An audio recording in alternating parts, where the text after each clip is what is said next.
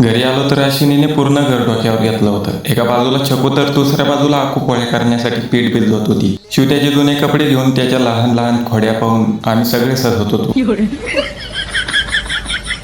थोड्या वेळाने शिवने एक खोका भरून कुल्फी आणल्या.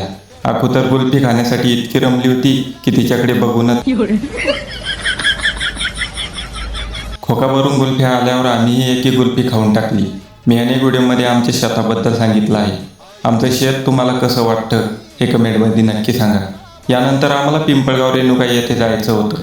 शिवनाई म्हणत होता आकू आणि चक्कू यायचं म्हणत होती म्हणून त्यांना रेणुका माता मंदिर पाहण्यासाठी त्यांना मी पिंपळगाव रेणुका येथे घेऊन गेलो. मंदिरात पोहोचता सर्वांनी मनभावाने रेणुका माताचं दर्शन घेतलं. वातावरण खूप प्रसन्न आणि शांत होतं. दर्शनानंतर दोघीचे काही सुंदर फोटो काढले आणि मग आम्ही परतीच्या प्रवासाला निघालो.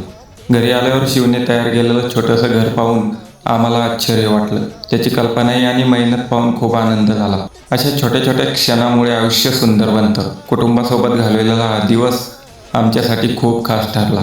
तुम्हाला हा ब्लॉग आवडला असेल तर लाईक करा, शेअर करा आणि तुमच्या प्रतिक्रिया कमेंटमध्ये नक्की सांगा.